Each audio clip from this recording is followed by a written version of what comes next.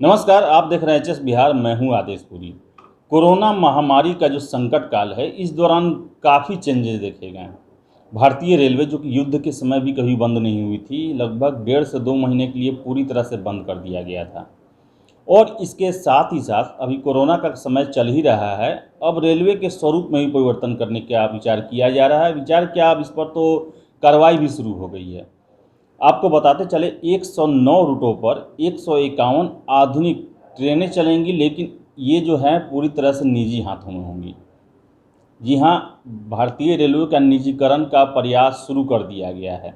इसके लिए रेलवे ने अनुरोध आमंत्रण स्वीकार किया है और इसमें ये इसका शर्त रखा गया है कि जो निजी रेलवे चलेगी निजी हाथों में, उसमें ड्राइवर और गार्ड जो हैं वो रेलवे के सरकारी कर्मचारी ही होंगे।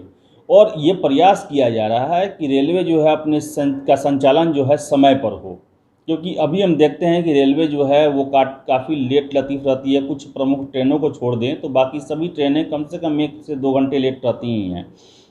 वही आपको बताते चले कि रेलवे ने अनुमान लगाया है कि इससे 30,000 करोड़ जो है निजी निवेश रेलवे में होगा।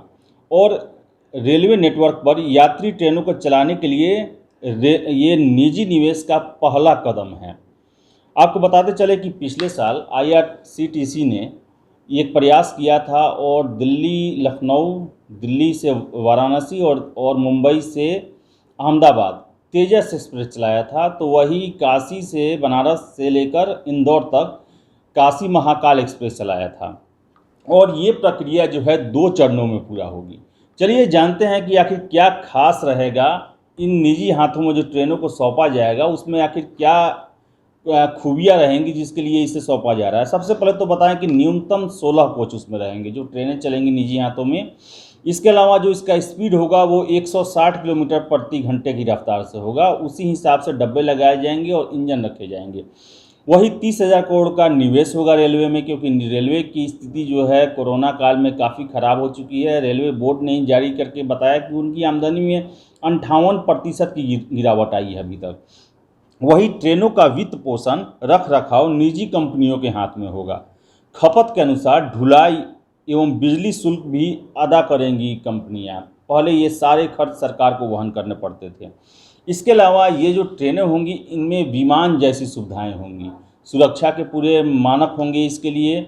उसके अलावा वैश्विक स्तर पर आपको यात्रा का अनुभव मिलेगा। एक जो अनुभव होगा, आपको लगेगा कि जिस तरह आप विदेशों में ट्रेनों को देखते हैं उस तरह की ट्रेनें भारत में चलेगी। वही खान पान, बिस्तर, ये सारा कुछ का मेंटेनेंस से संबंधित जितने भी मामले होंगे सारे निजी कंपनियां इसको करेंगी।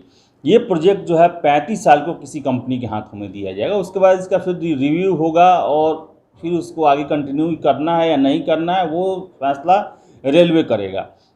और सबसे बड़ी बात है कि इसमें जितने भी डब्बे बनेंगे वो मेक इन इंडिया के तहत भारत में ही ज़्यादातर का निर्माण होगा।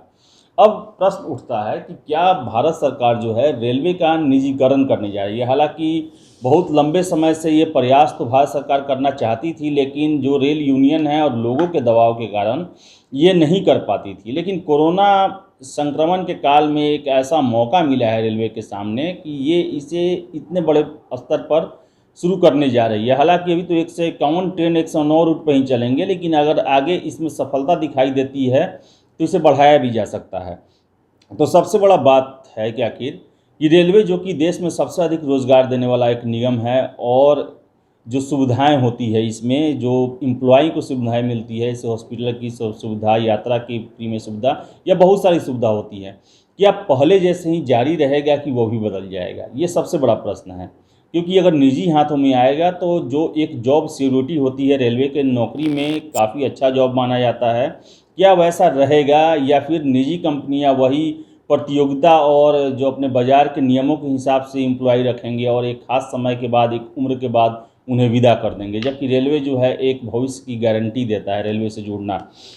वही है आगे का प्रश्न है कि निजी कंपनियों के हाथ में देने से क्या रेलवे में मनमानी बढ़ जाएगी, यानी कि जो जिस रूट में ज़्यादा पैसेंजर हैं वहाँ ज़्यादा ट्रेन चलेंगी। फिर जो उसका टिकट का जो स्वरूप होगा, जो अभी टिकट जो है रेलवे जो एक समाजवादी व्यवस्था है जिसमें ज़्यादातर मध्यम क्लास के और गरीब लोग यात्रा करते हैं, क्योंकि इसका यात्रा करना इससे काफ़ी सस्ता होता है।